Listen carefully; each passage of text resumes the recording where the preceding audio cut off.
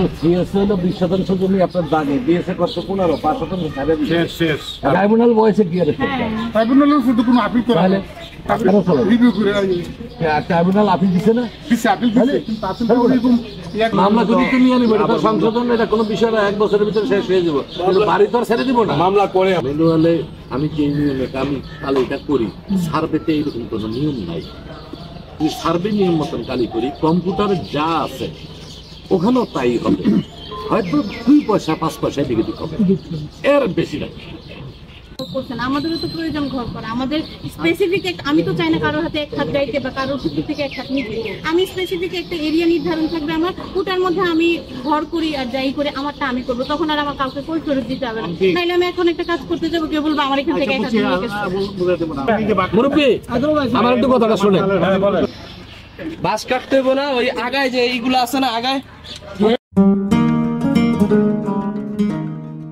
আসসালামু আলাইকুম everyone, Shyamal and সার্ভেইংয়ে আপনাদেরকে স্বাগত।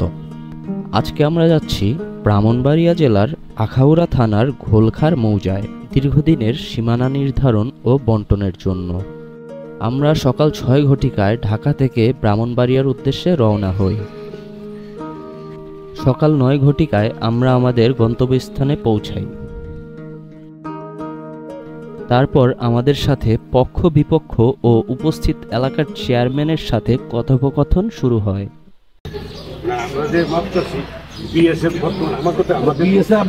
ঠিক আছে তো আমি মানলাম কিন্তু সিএস হলো 20% জমি আপনার দাগে দিয়েছে কত 15 5% ছাড়ে শেষ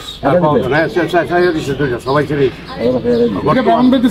পাগল দিচ্ছে ছাড়ে ট্রাইব্যুনাল বয়সে কি ট্রাইব্যুনাল বয়সে কি ট্রাইব্যুনালের শুধু কোনো আপিল করা তাহলে ট্রাইব্যুনালের আপিল চলে যাচ্ছে কেন চলে রিভিউ করে ট্রাইব্যুনাল আপিল দিছে না দিছে আপিল দিছে কিন্তু আপিল এরকম ইয়া করে কিন্তু ট্রাইব্যুনাল এই তো আপনি তো সংশোধনটা করবেন ট্রাইব্যুনাল তাহলে আপনি যদি বাড়ি করেন যে আমি বাড়ি 5% ছেড়ে দেবো আমার মতন কয়জন আছে বাংলাদেশে মামলা যদি তুমি আনিবে এটা সংশোধন এটা কোনো বিষয় না 1 বছরের ভিতরে শেষ হয়ে যাবে কিন্তু বাড়ি তো আর ছেড়ে দিব না মামলা করে অনেকে যখন কম পাবে মামলা চলতে চলমান আছে মামলা কোর্টে পুরো বাংলাদেশের লক্ষ লক্ষ মামলায় মামলা নিষ্পত্তি হয়ে গেছে। কথোপকথনের এক পর্যায়ে বিপক্ষের আমন্ত্রিত সার্ভেয়ার এসে উপস্থিত হন। তারপর আমরা আমাদের কার্য সম্পাদনের বিষয়ে আলোচনা শুরু করি। সার্ভেয়ার কোনো বিপক্ষে হয় না না জীবনে এটা কিন্তু তারা বোঝে না বলতে পারে যে দাওয়াত করতে কিন্তু পক্ষপাতিত্ব করে বলে তো এখন আপনাদের কাছে আমি একটু কথা বলি ওনার স্কেল আর কম্পিউটারের স্কেল মোটামুটি পারফেক্ট না যা দেখা যায় পারফেক্ট। এখন আমার দোষটাই আমি বলি ম্যানুয়ালে আমি যে নিয়মে আমি কাল এটা করি সার্ভেতে এরকম কোনো নিয়ম নাই যার জন্য আমাদের হিসাবগুলি কম বেশি হয়। আর যদি সার্ভে নিয়ম মতন কালি করি কম্পিউটারে যা আছে ওখানেও তাই হবে হয়তো 2 পয়সা 5 পয়সা দিকে দিতে হবে এর বেশি না এর বেশি না আর অন্য কিছু। যেমন মনে করেন আমরা একটা লাইন পাইলাম ত্রিভুজের একটা লাইন পাইলাম মনে করেন 50 ফিট আর একটা লাইন বা বর্গের ক্ষেত্রে আমরা করি কি এটা গড় করি এটা কোনো বিধান নেই সার্ভের কোনো বিধান নেই। উপরে যদি 50 হয় নিচে আপনি 50 দিবেন বাকিটা আপনি ত্রিভুজ কেটে আলাদা মাপবেন তখনই দেখবেন আপনার কম্পিউটারের লাগে মাপ মিলে গেছে।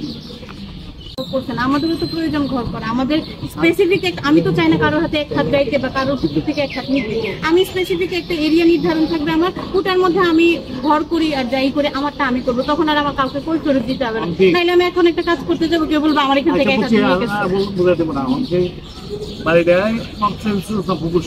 দুইটাই একেবারে স্পেসিফিক ভাবে মাপা যেহেতু হবে দুইটাই একসাথে মাপা আপনার বড় চাচারে ওই দিকে দিয়ে দিছে দিয়া কম বেশি যাই হোক হয়তো এক বেশি হতে পারে যাই হোক দিয়ে দিছে দেওয়ার পরে এই জায়গাটা যেটা ছিল এইটা আপনারা ভাগ করে নিয়েছেন। হ্যাঁ আপনারা 2 ভাগ করে নিয়েছেন। এখন 2 ভাগ করতে যাইয়া আপনার সাবেক চিহ্ন আছে না, আমরা সাবেক চিহ্নতে দেখি আপনার কতটুকু আছে জমি। আচ্ছা, যদি আপনার পরিমাণে হয়ে যায় তাহলে তাহলে আমাদের এই ঘর পর্যন্ত ধরা হয়েছে সীমানা। হ্যাঁ, তো ওখানে যাই হোক আপনার পূর্বে যে সিমগুলো আছিল এগুলো দেখেন এটা কাজ করে। শোনেন, আরে আপনারা ওইদিকে যান না। না না না, বলো। পূর্বের সিম সম্বন্ধে ওরাকে বাড়িতে পায়। আমি একটা কথা বলি মুরব্বী, আমার একটু কথাটা শুনেন। ওনারা সীমানার কিছু বোঝে না। আপনারা এলাকায় ছিলেন, এলাকায় বা মুরব্বী আছে এক চাচা,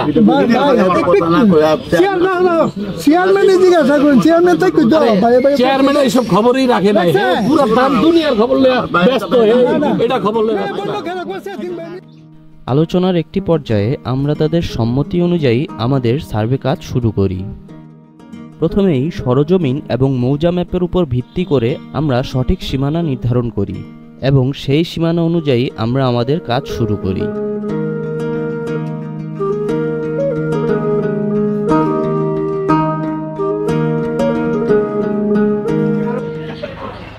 আর উঠে না দাঁড়ান, বাস কাটতে হবে না। ওই আগায় যে এইগুলো আছে না, আগায় উপরে উপরে একদম আগায় উপরে চাপ দেন, চাপ দেন।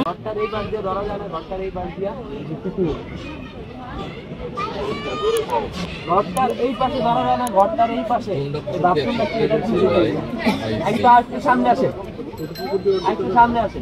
এই যে এখান থেকে এবার ধরেন তো, ধরেন একদম ঘর লাগায় দিন। একটু ডানে আসেন, হালকা হালকা ডানে ডানে ডানে আপনার আমরা বাংলাদেশের সব জায়গায় গিয়ে সরেজমিনে ভূমি পরিমাপ করে থাকি। জটিল বা দীর্ঘদিনের ভূমি সমস্যার সমাধানের জন্য এবং সরেজমিনে টপোগ্রাফিক্যাল সার্ভের জন্য যোগাযোগ করতে পারেন আমাদের সাথে।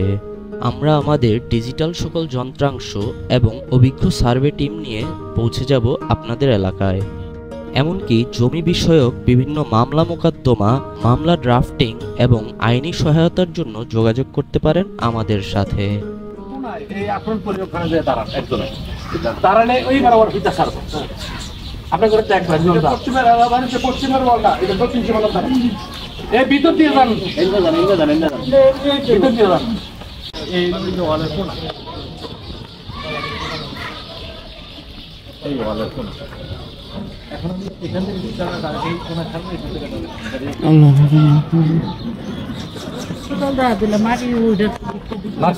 থেকে আমার পরে আগে শেষ হয়ে যাবে। তুমি এক জায়গায় ওখানে চলে যাও।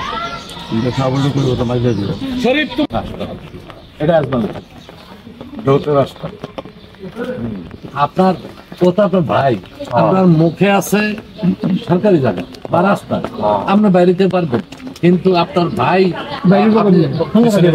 এটা তো দাদা সম্পত্তি, বাড়িটা তো এইভাবে বন্টন হতে পারতো। যেহেতু একটা মিল আছে যার জন্য তারা এইভাবে নিছে।